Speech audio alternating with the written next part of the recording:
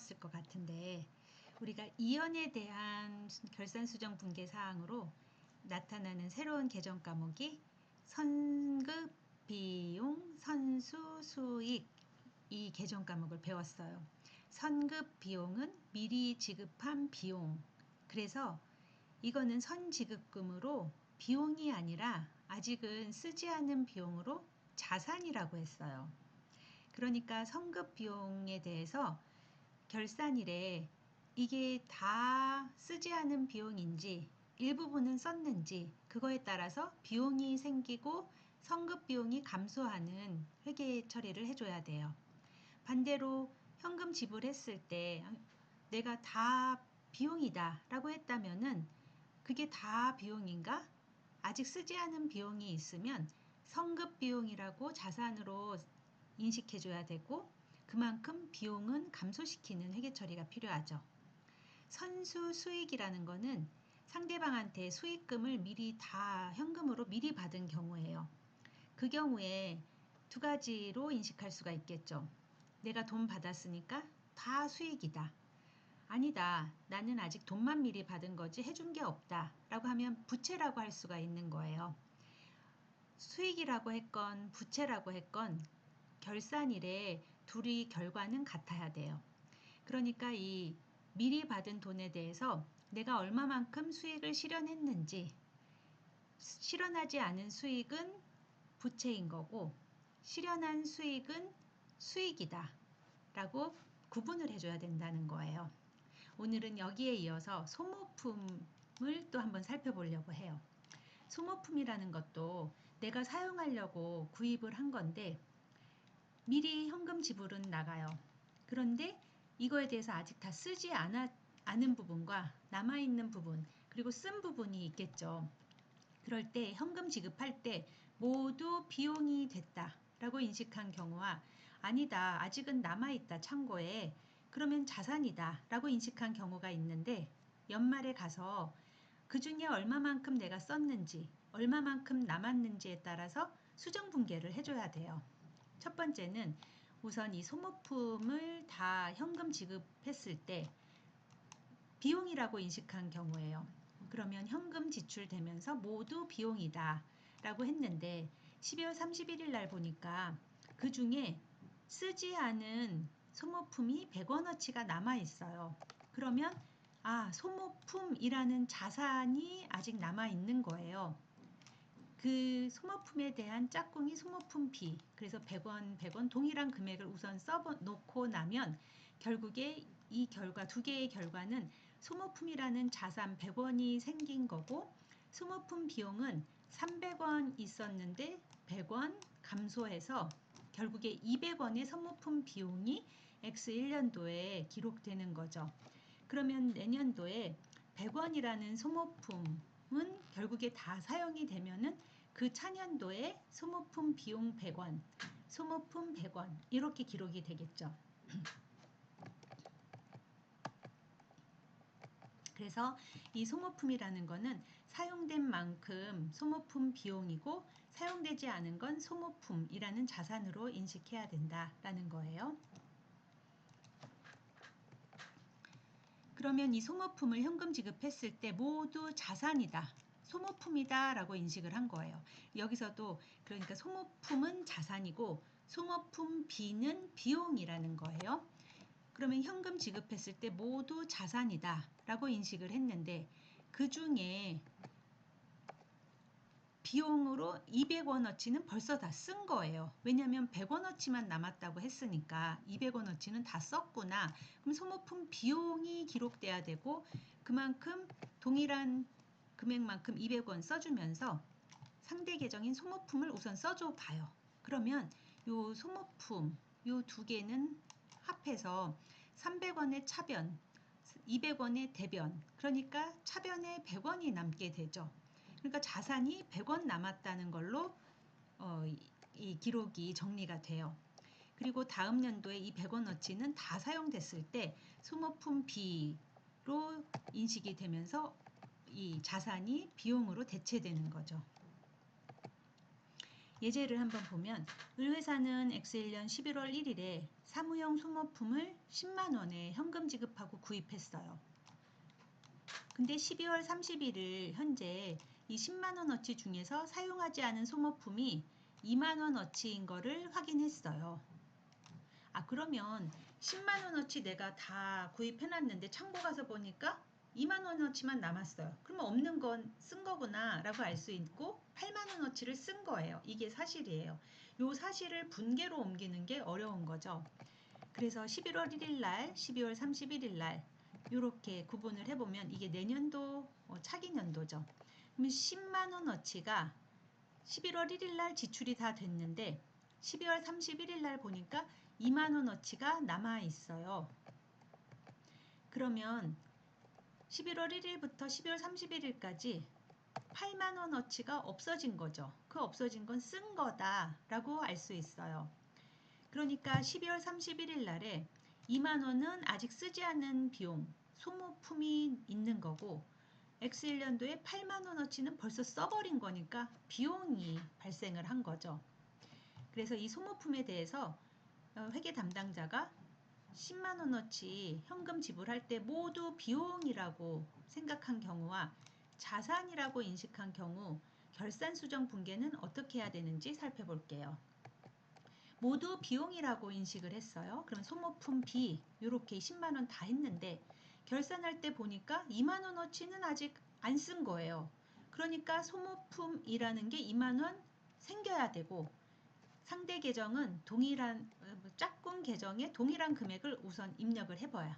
그러면 소모품 B 요게 결국에 10만 원 비용이라고 다 생각했는데 2만 원 대변에 기록되니까 비용은 10만 원 빼기 2만 원, 8만 원이 남게 되는 거죠. 그러면서 소모품이라는 자산이 생긴 거예요. 여기서 중요한 게 8만 원 쓴 거지. 여기에 꽂히면 8만 원이라는 숫자를 자꾸 기입하려고 해요. 그러면은 안 된다는 거예요. 8만 원은 10만 원 빼기 2만 원 해서 8만 원이 만들어지는 거지, 되는 거지, 이 8만 원을 기입하는 거는 아니다라는 거죠. 곰곰이 한번 생각해 보세요. 그러면 이 소모품 구입할 때 모두 자산, 소모품이라고 한 경우에는 이게 다 쓰지 않은 비용인가? 라고 봤을 때 연말에 2만 원어치밖에 안 남았어요. 그러니까 결국에 8만 원어치는 써버린 거니까 소모품 B가 기록돼야 되고 그만큼 짝꿍 계정 소모품 하면서 동일한 금액 8만 원 우선 써놓고 보는 거예요. 그러면 소모품도 10만 원 있다고 생각했는데 8만 원 감소해서 2만 원이 남게 되는 거죠. 네, 그러면 이 감가상각이라는 거를 처음 제대로 좀 맛보기를 해보려고 하는데요. 감가상각은 유형자산 배울 때 또 더 구체적으로 배울 거예요. 근데 지금은 계정 과목만 이해하기 위해서 간단하게 설명해 보려고 해요. 이 감가상각이라는 것도 결국에 이연시켜주는 과정이다라고 할 수 있는데 유형자산, 예를 들어서 공장, 건물, 땅, 기계장치 이런 것들을 형태가 있는 자산, 1년 이상 사용할 자산들을 유형자산이라고 해요. 유형자산을 돈 주고 샀어요. 지불한 대가를 취득원가라고 얘기를 해요. 그러면 기계장치, 그 기계장치를 100만 원 주고 샀어요. 그 기계장치는 1년 이상, 한 5년 정도 사용할 거로 예상이 돼요. 그러면 이 기계장치는 살 때 다 비용이냐? 그렇지 않죠. 왜냐면은 아직 앞으로 계속 사용할 자산이기, 쓰지 않은 비용이기 때문에 그래요. 아직은 남아있는 자산이, 남아있는 물건이다라고 할 수 있고, 그거를 우리가 자산이라고 한 거예요.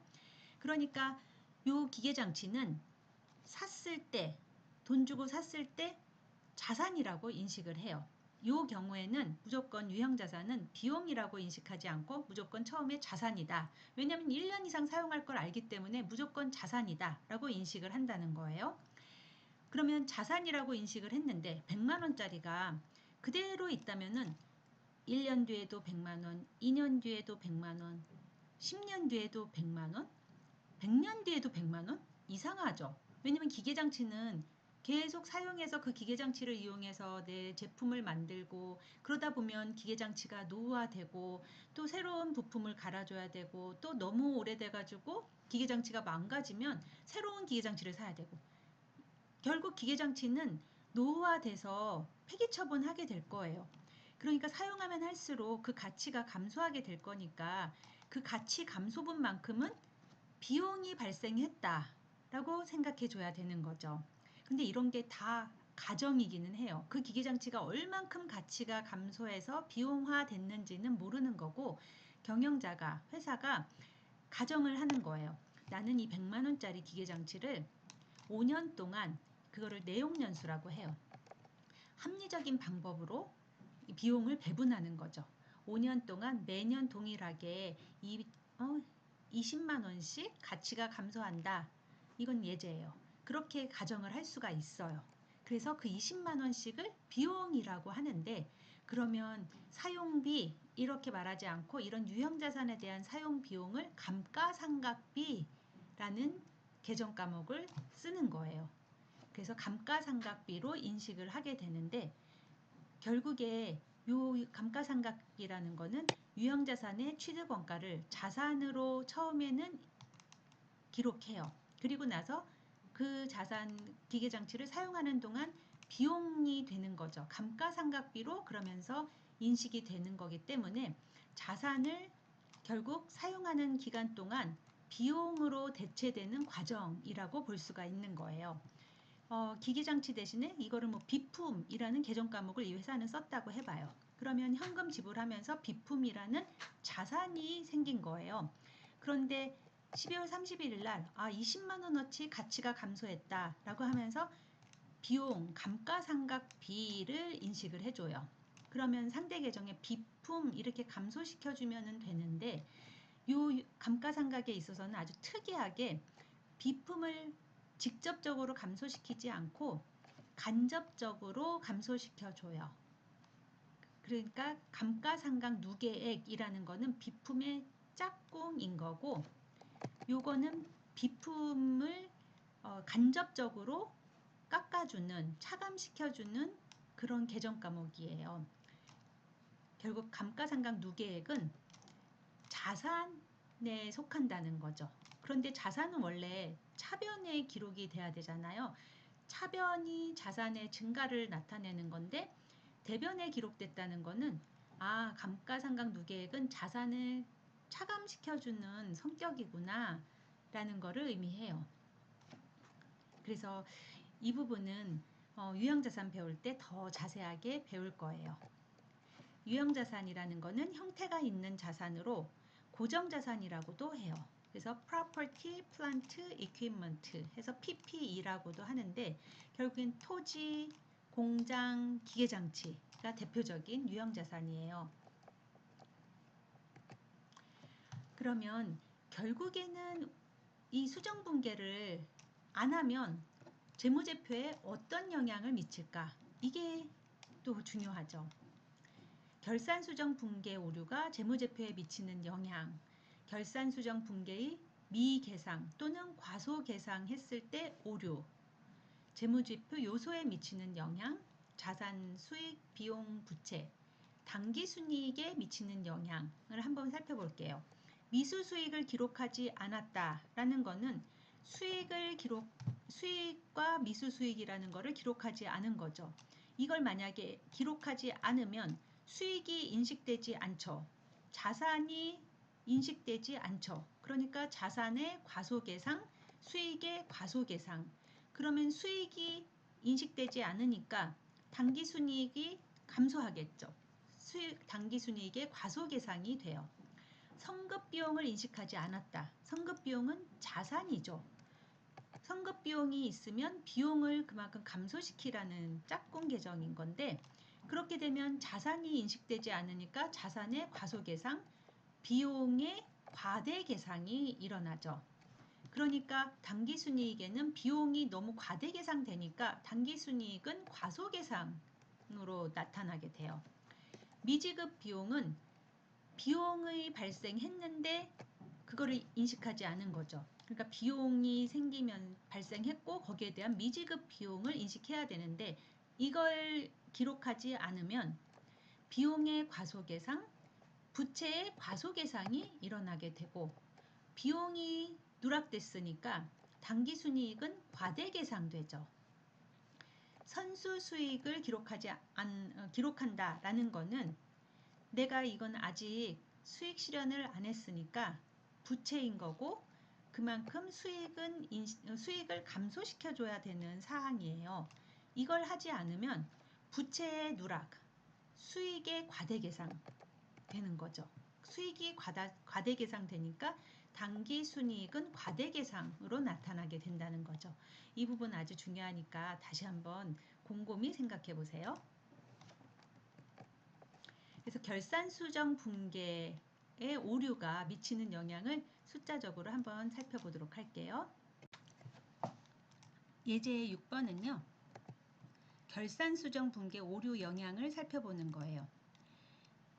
갑회사 시산표에 표시되어 있는 금액을 요약하면은 이런 다음과 같다. 자산 총액, 수익 총액, 부채 총액, 비용 총액. 근데 이거는 결산 수정 붕괴를 반영하기 전에 시산표니까 수정 전 시산표상 금액이에요. 그래서 결산 수정 붕괴에는 요 네 가지를 다 반영을 해야 된다라고 하는데 그래서 수정 후 시산표에 나타나는 자산, 부채, 수익, 비용은 얼마이냐 그리고 당기순이익은 얼마냐라는 거예요. 그럼 하나씩 결산 수정 붕괴 사항을 살펴보면 1번 은행 정기 예금에 대한 당기분 이자 발생액을 인식하지 않았어요. 이자가 발생했어요. 그러니까 내가 정기 예금에 대해서 받을 권리가 생긴 거예요. 그러니까 이자 수익을 인식해야 되고 그만큼 미수 수익이라는 걸 인식해 줘야 되는 거죠. 차입금에 대한 당기분 이자 1,500원을 아직 기록하지 않았어요. 그러니까 이자 비용 1,500원, 미지급 비용 1,500원을 인식해 줘야 되죠. 당기 중에 현금 3,000원 지급하면서 모두 보험료 비용이다 라고 인식했는데 이 중에 다음 연도 보험료는 600원어치가 된대요. 그러면 아직 600원은 쓰지 않은 비용이니까 성급 비용 600원이 있어야 되는 거죠. 그러니까 성급 비용 600원에 먼저 초점을 맞추고 동일한 금액을 상대 계정에 그냥 써줘요. 그리고 나면 결국 3,000원의 보험료라고 내가 생각해서 기록했는데 600원을 감소시켜 주니까 2,400원의 보험료로 남게 되는 거예요. 그러면서 성급 비용은 600원이 생긴 거죠. 당기 중에 현금 2,000원을 받으면서 모두 수익이라고 인식을 했어요. 그런데 당기 수수료 수익은 1,300원어치가 실현이 된 거예요. 나머지 700원은 아직은 실현이 안 된 수익금이에요.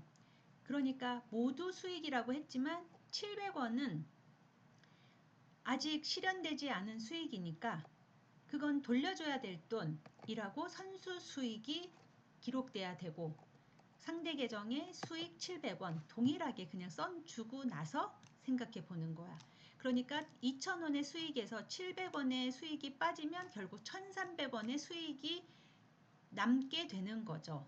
그래서 요 1,300원에 초점을 맞추지 말고 새로 생겨야 되는 거에 초점을 맞추는 게 여러분이 실수를 안 하는 방법이에요. 결국 700원이라는 게 돌려줘야 될 돈이라는 거고 그 부채를 먼저 기록해 주고 1,300원은 나중에 요렇게 해서 1,300원이 됐구나 라는 걸로 확인을 해주는 게 실수를 줄일 수 있는 방법이에요. 요 수정분계사항 4개를 기초의 수정 전 시산표 금액에 반영을 해주면 미수수익으로 수익이 10만원, 1,000원 증가하고 자산이 1,000원 증가하죠. 이자 비용으로 비용이 증가하고 미지급 비용, 부채가 증가하죠. 선급 비용으로 자산 600원 증가하면서 보험료 비용이 대변에 나타나니까 보험료 비용 감소로 나타나게 되는 거예요. 수수료 수익으로 700원 차변이니까 수익이 감소한 거고 선수 수익 부채가 증가한 걸로 기록이 되죠. 그러면 자산의 총액은 이렇게 부채 수익, 비용, 총액이 바뀌었어요. 이게 수정 후 올바른 금액이고 여기에 따라서 당기 순이익은 31만 3,300원 빼기 30만 1,900원 하면 11,400원이 올바른 당기 순이익이 되는 거죠. 그러면 수정 후 시산표 작성하는 방법을 다시 해볼게요. 앞에서 그 한강 주식회사의 사례를 수정을 아직 안 해주고선 그 수정 전 시산표를 완성했죠. 그런데 우리가 해줘야 되는 발생 기준을 적용해줘야 되는 결산 수정 사항이 요 네 가지로 우리가 확인할 수가 있어요. 첫 번째는 12월분 사무실 임차료와 급여가 1월 2일 날 지급될 건데 그거를 아직 현금 지급이 없어서 깜빡 누락한 거예요. 또 12월 1일 날 화재보험료 1년치 지급하면서 모두 다 보험료다, 비용이다 라고 인식을 했는데 11개월분은 아직 쓰지 않은 보험료니까 성급보험료를 인식해줘야 되는 거죠. 차입금 11월 20날 30만 원에 차입을 했는데 12월 20날 처음 이자 발생했고 지불했고 1월 20날 이자 지급이 또 있을 테지만 12월 31일 날 기준으로는 12월 21일부터 31일까지 벌써 차입금을 쓰고 있으니까 이때 이자 발생 비용은 1,000원이 되는데 그걸 기록하지 않고 있어요. 비품에 대해서 이 당해년도 감가상각비는 그만큼 가치감소분은 3만 원이다. 그냥 경영자가 회사가 가정을 했어요. 이만큼 비용이 발생한 거죠.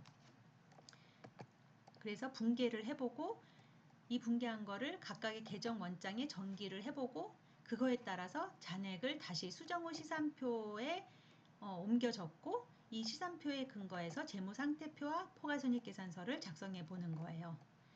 첫 번째 미지급 임차료와 미지급 급여에 대해서 이건 벌써 써버린 거니까 비용의 발생이에요. 그만큼 미지급 비용 7만 원을 인식해 줘야 되고 화재 보험료를 12개월치 다 냈는데 그 중에 11개월분은 아직 경과하지 않은 보험료니까 성급 비용 11,000원이 아직 있는 거고 그만큼 보험료는 감소시켜 줘야 돼요. 차입금에 대한 이자 비용이 1,000원인데 인식해 주지 않아서 이자 비용 1,000원, 미지급 비용 1,000원, 비품에 대한 감가상각비가 3만 원이라고 그냥 회사가 계산을 한 거예요. 그러니까 우리는 이 계산을 할 필요는 없어요. 주어진 대로 분계만 하면 되는 거예요. 감가상각비 3만 원. 그러면은 요 상대 계정이 비품이라고 안 한다는 거죠. 우리가 자산의 감소는 맞는데 자산을 간접적으로 감소시켜줘요. 뭐를 이용해서? 감가상각 누계액이라는 자산을 감소시켜주는 차감해주는 계정 과목이에요. 자산 차감 계정 과목이라고 하는데 이 감가상각 누계액에 3만 원을 기록을 하면 비품 밑에 감가상각 누계액을 차감해서 계산하게 된다는 거예요. 그래서 감가상각 누계액은 자산 계정 과목이다. 자산을 차감해주는 계정 과목이다. 꼭 외우세요. 이렇게 된 결산 수정 분계 사항을 다시 계정 원장에 옮겨 적어 볼게요.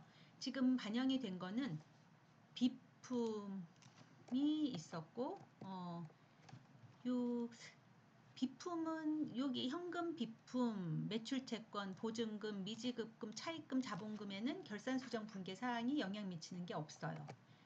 그런데 이자 비용은 12월 20날 지급되고 나서 12월 31일 날 결산 수정 분계를 통해서 발생 기준으로 1,000원을 인식해 줬죠. 그래서 총액이 4,000원이 됐어요. 미지급 비용도 이자 비용이 발생을 하면서 그 이자 비용에 대해서 미지급 비용이 요 짝꿍인 거죠. 이자 비용 발생하면서 이자 비용, 미지급 이자 비용에 대해서 1,000원이 증가하고 급여와 임차료 비용이 발생했는데 아직 지불하지 않았으니까 미지급 비용 7만 원이 증가를 해서 미지급 비용이라는 게 결산수정분계에서 새로 생긴 계정 과목이에요. 그래서 71,000원의 미지급 비용 잔액이 만들어졌어요. 그리고 급여도 4만 원이 아니라 8만 원이 됐죠.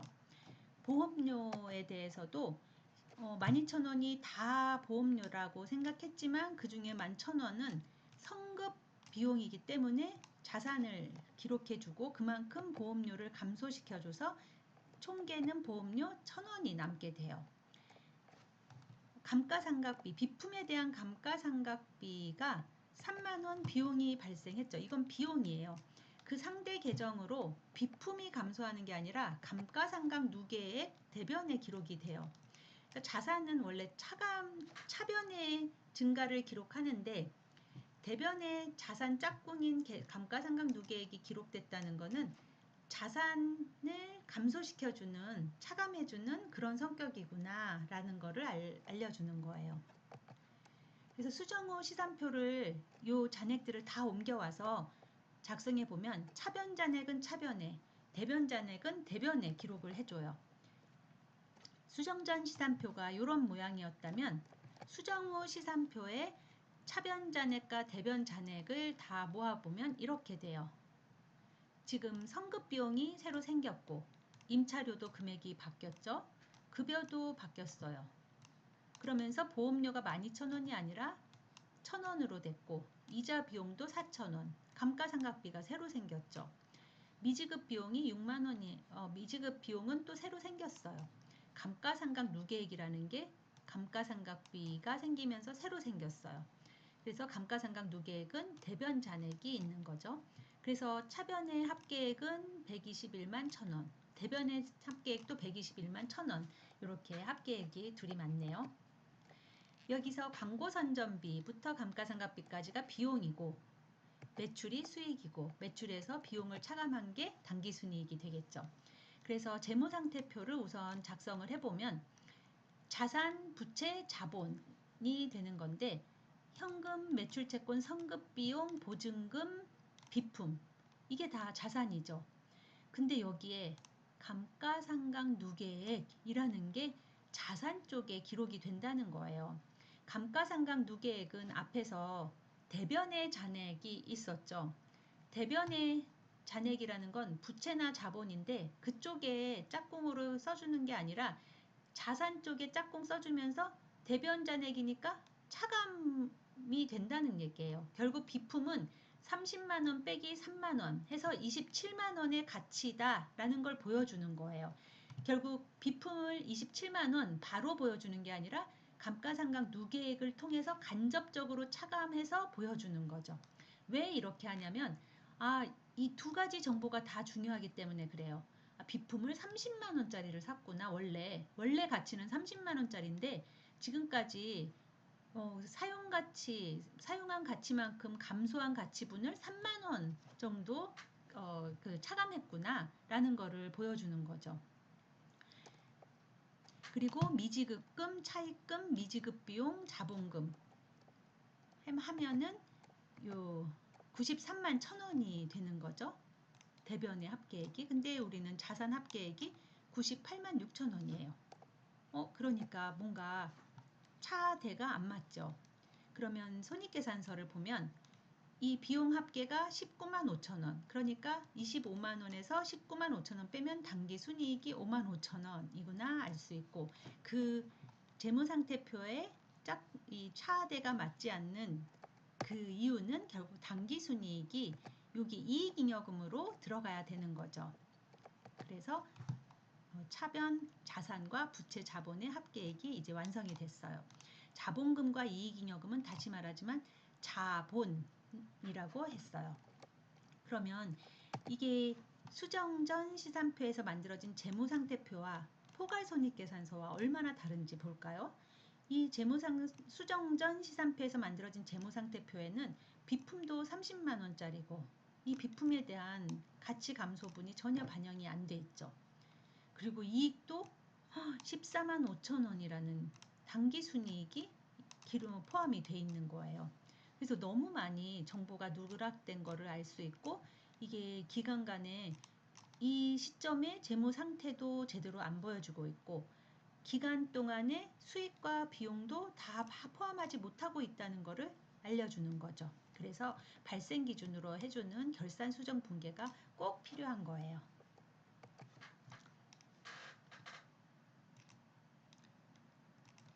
네, 오늘 굉장히 중요한 내용을 했고 다시 한번 반복하면서 이해해 보도록 하세요. 수고 많았습니다.